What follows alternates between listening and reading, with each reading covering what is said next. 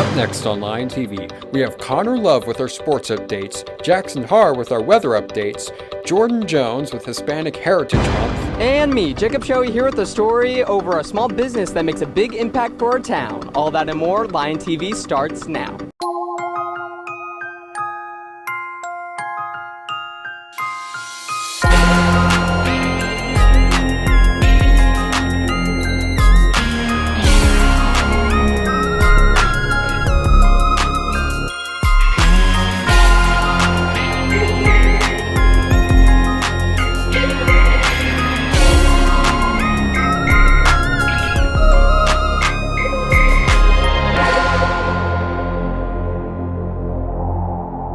Good morning, Searcy High School. It's good to see you on this wonderful Wednesday morning. I'm Caden DeGrove. And I'm Curtis Stevens. We hope you're all enjoying your homecoming week. Today's theme is Barbie or all pink. I'm excited to see all of your pink explosion outfits. Me too. Let's jump right into those announcements.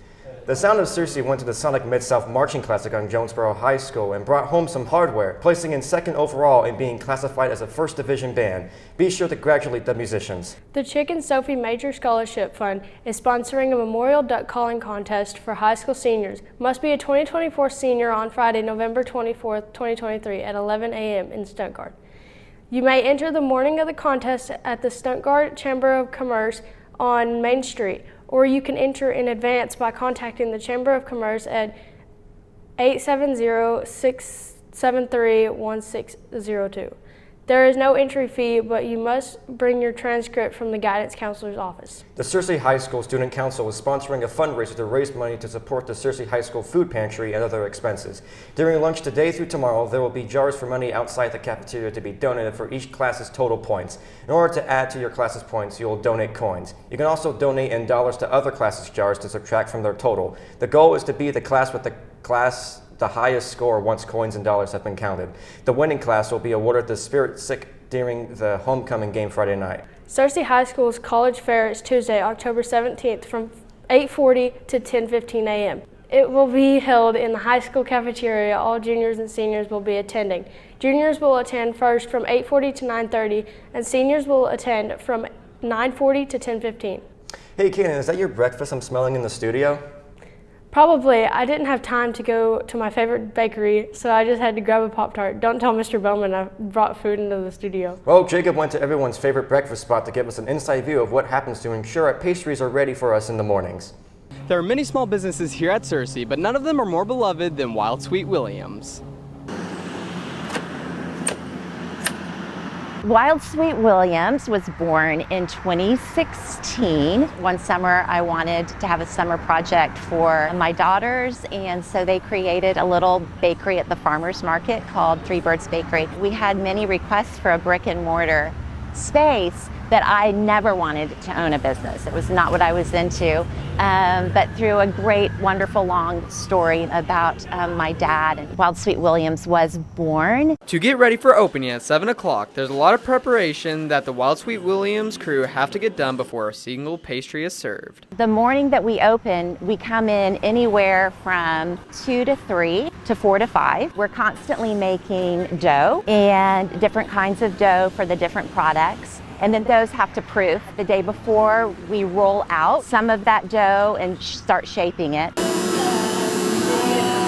With the amount of success that Wild Sweet Williams brings, both Lisa and upfront worker Josie Myers hopes that they can give other businesses the same opportunity as they did. It's really cool for the other small businesses, just that like we all kind of like support each other. We have a lot of friends that work at Burrito Day or like the Soda Jerk and stuff like that. It's really easy to like send people that way. We have helped make Searcy a destination for people from all over the state to come to, and I hope that gives other businesses exposure and business as well. There's a lot that Lisa and Josie love about their jobs, but each of them can agree that the relationship built within their hardworking crew is their absolute favorite. It's a real family, a real team, and we love working together. Gotten to know people that we would never get to know if it weren't for this space. A lot of them are like in college or out of college or married. It's been really cool to like get to know people that aren't necessarily my age,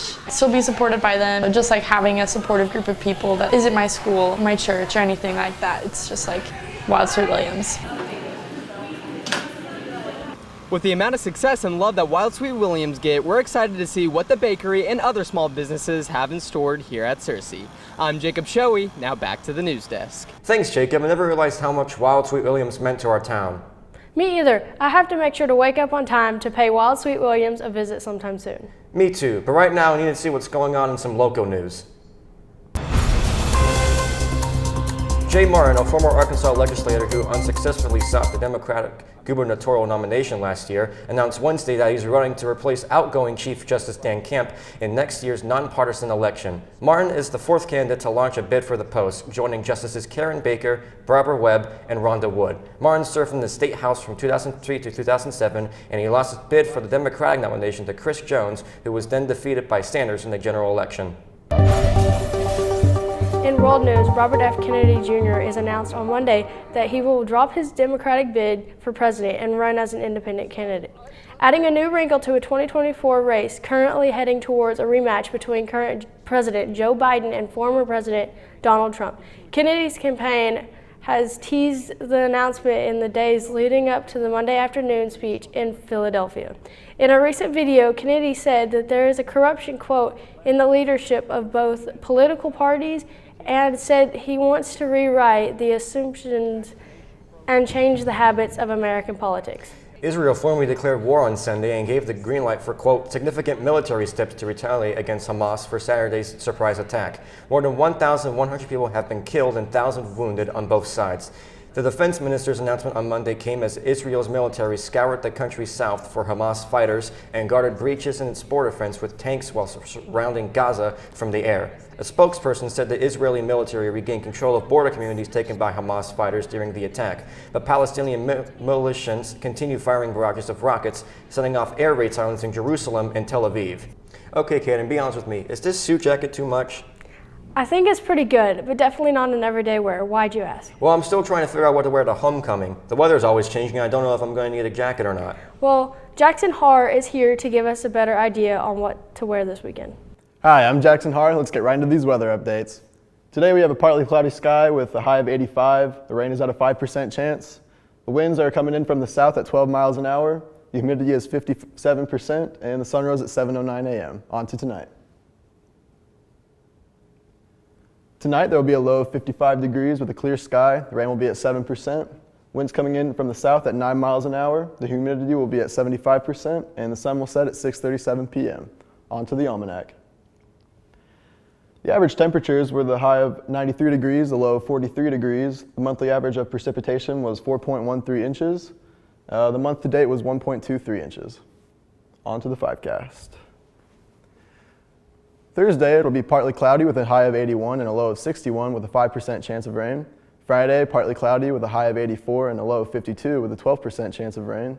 Saturday, it'll be sunny with a high of 71, a low of 47 and a 1% chance of rain. Sunday, partly cloudy with a high of 69 and a low of 44 with a 2% chance of rain. And Monday, it'll be mostly sunny skies with a high of 66 and a low of 43 degrees with a 2% chance of rain. Looks like we'll be getting some of that cooler weather coming into this weekend. Back to you guys. Thanks, Jackson. Curtis, aren't you wearing your band uniform this Friday? Why were you so stressed about the suit jacket? Oh, you are so right. I completely forgot. Also, Kaden, you've got to get the breakfast food out of the studio. My stomach's growling every time I have to smell it. Well, good thing. I know what's for lunch. Today for lunch we'll be having chicken spaghetti, classic cheese pizza, classic cheeseburger, fresh Fuji apple, corn salad with ranch, and milk. That sounds so good. Be sure to thank our lunch ladies for all their hard work. We've been celebrating Hispanic Heritage Month since September 15th here at SHS. And we're nearing the end of the celebration. Jordan Jones, not to be confused with Jordan Bowman, lets us know how students at Searcy High are celebrating. There are many different things celebrated during the months of September and October, but one thing that sticks out in particular is Hispanic Heritage Month. Hispanic Heritage Month is it's a time to celebrate and honor the people that have Hispanic heritage, whether they're from Mexico, Guatemala, Spain, anybody who is from Spanish-speaking origins. There are many different ways Hispanic Heritage Month is celebrated, not just around the world, but right here in our school. So we have a lot of celebrations across the U.S. So this is a U.S. celebration to honor those origins of our country, their contributions to our society, our government, and our laws. So here at the high school, we are having some celebrations We have posters that we've created for the Spanish Club.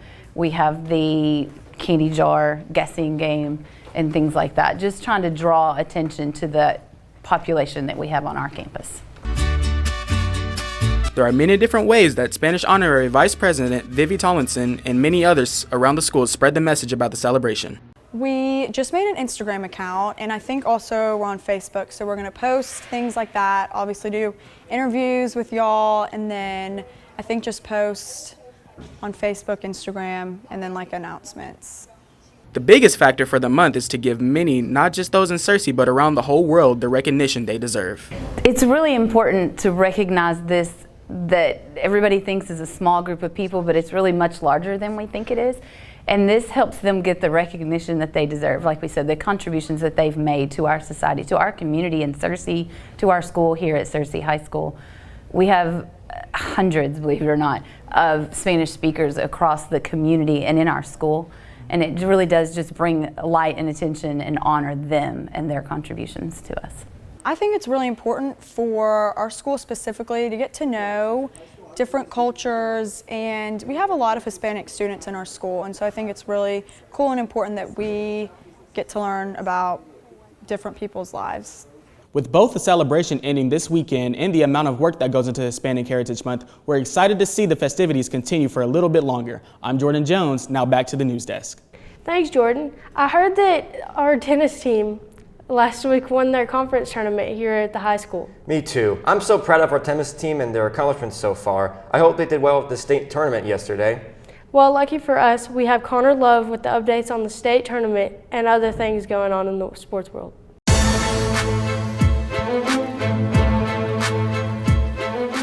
Good morning, Searcy. Let's dive right into those sports updates for homecoming weekend. In local sports, your Searcy Lions football team had a grueling match against Marion last Friday, and unfortunately we came home with a loss of the score of 56-35. They played well and tried their best. On Saturday, esports traveled to Bud Walton Arena to compete in the Rewired Fest High School Tournament. Jordan Jones finished 7th out of 128 of the best players throughout both Arkansas and Missouri. This earned the program $200 in prize money. They had several other students compete extremely well but placed just short of prize money, including Wyatt Martin, Blake Jones, and Alec Ireton. At this event, some of the best players in the world were competing in professional tournaments worth $25,000. Last Friday, our Lions and Lady Lions tennis team won their conference, and we'll have all state results for you on Friday. In the NFL, Week 5 happened, and there was definitely some intense games. The Saints obliterated the Patriots with the final score of 34-0, and the Dolphins keep up their winning streak with a score of 31-16 against the Giants. The 49ers crushed the Cowboys on Sunday with a final score of 42-10, which means they remain undefeated, along with the Eagles, who won against the Rams 23-14. Now to the MLB, where the playoffs are really heating up. In the ALDS on Sunday, the Rangers lead the Orioles 2-0, and the Twins and the Astros are tied 1 game apiece. Their anticipated game was last night. In the National League on Monday, the Braves beat the Phillies to tie the series 1-1, and the Arizona Diamondbacks beat the LA Dodgers to take a 2-0 lead. Well, that's all the sports updates I got for you, Cersei. I hope everyone has a great day, and I'll see you on Friday on Homecoming Day. Now back to the news desk with Caden and Curtis. Thanks for the sports updates, Connor. Sadly, it looks like we've reached the end of today's show of Lion TV. To stay up to date with the news, make sure to follow our YouTube channel at Searcy High Lion TV. And to follow us on X at Lion TV, Instagram at Searcy Lion TV, and on Facebook at Searcy High Lion TV. Signing off, I'm Curtis Stevens. And I'm Caden DeGroat. We hope you all have a great rest of your Wednesday, and we'll see you Friday.